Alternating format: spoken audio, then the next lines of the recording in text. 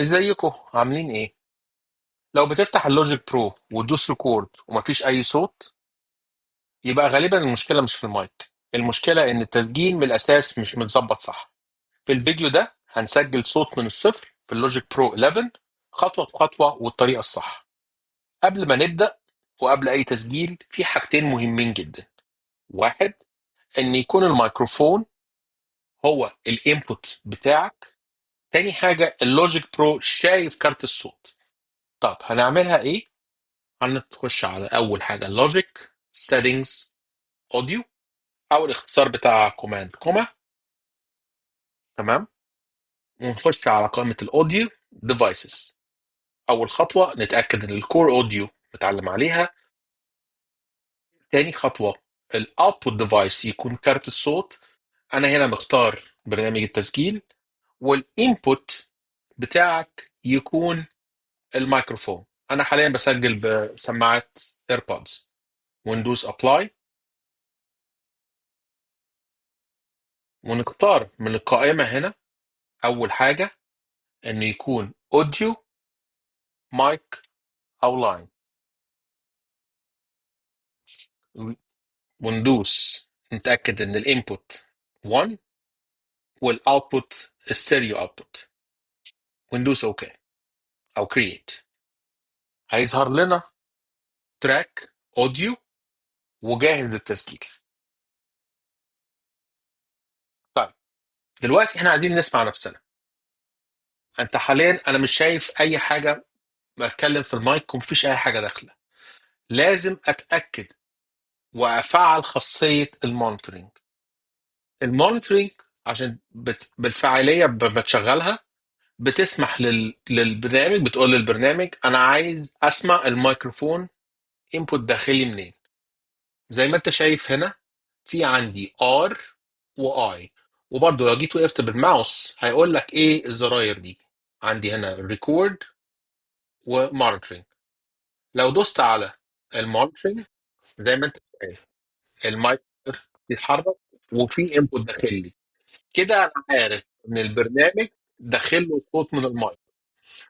فساعات كتيرة قوي بنوصل الميكروفون ونبتدي نتكلم مش عارفين اصلا الصوت طالع ولا لا.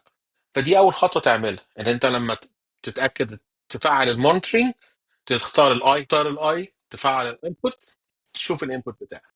طب دي اهم حاجه. دي تاني خطوه. لو انا شغلت الانبوت ومفيش اي صوت، لازم اتاكد اجي على التراك واجي على الانسبكتور. لو الانسبكتور مش شغال ادوس على الاي يفتح لي الانسبكتور. واتاكد من هنا ان الانبوت بتاعي على انبوت 1. لو نو انبوت هتلاقي الاي مش ظاهره اصلا. ومفيش اي وسيله ان انا اشغل المونيتورنج ان مفيش اي انبوت او اللوجيك برو مش متعرف ان في مايك واصل له. فلازم اكون متاكد ان افتح الانسبكتور واتاكد ان الانبوت بتاعي على انبوت 1. زي ما انت شايف انبوت 1 مونيتورنج اوف مونيتورنج اون داخل فيه صوت. تمام.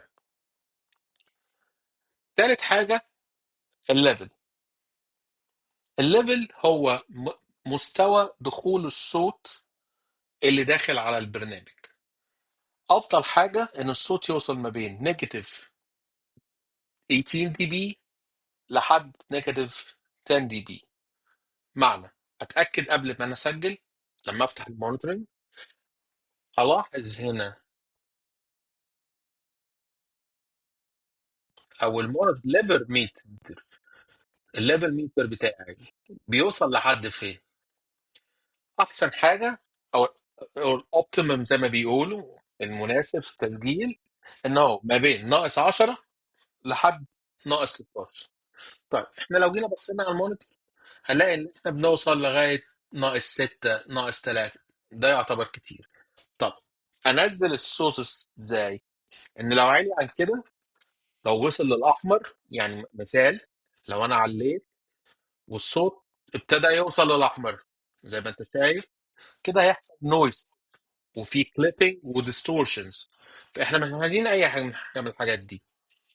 انا اهم حاجه عندي في الصوت انه يبقى ما بين ناقص 10 وناقص 18، يعني في الرينج ده. ممكن افضل انزل لحد ما اتاكد ان وانا اتكلم في المايك لحد ما الصوت يوصل. دي درجه ممتازه جدا في التسجيل. لو واطي قوي، يعني مثلا لو الصوت داخل طالع كده، هتلاقي ان هيحصل نويز، ان اجي بعد كده هاجي اعمل له كومبريشن عشان اعلي الصوت، هيبتدي يحصل فيه ديستورشن. فان اهم حاجه ان احنا نسجل صح ونبتدي من حاجه صح. تمام. طيب يبقى ارجع تاني بالفوليوم، اتاكد ان هو ما بين نيجاتيف 10 لنيجاتيف 18.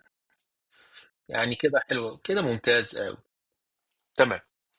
طيب عايز اسجل. لنفترض ان عندي كذا تراك وانا عايز اسجل على التراك ده.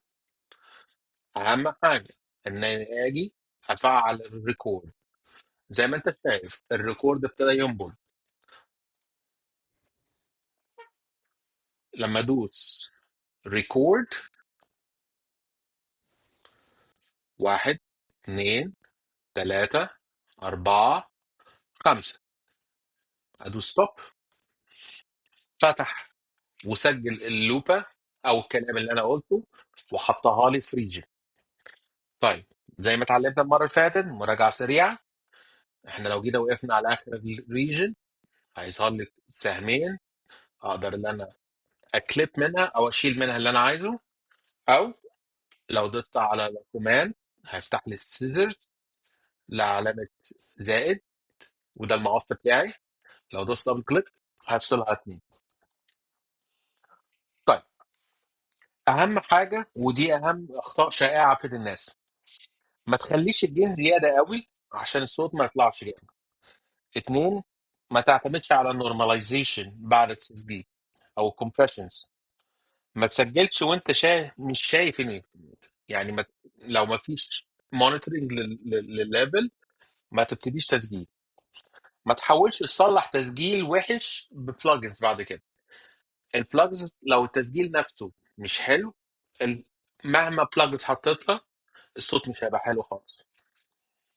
تمام. اهم حاجه التسجيل يبقى صح والليفل يبقى صح، هيوفر عليك 80% من الشغل. في الفيديو اللي جاي هنتكلم بالتحديد ليه التسجيل دايما ساعات بيطلع واطي، وازاي تظبط الجين صح من غير تشويش ولا كليبنج. لو الفيديو ده فادك اعمل سبسكرايب وفعل الجرس عشان يوصل لك اللي جاي جديد. اشكركم، اشوفكم في الفيديو الجاي.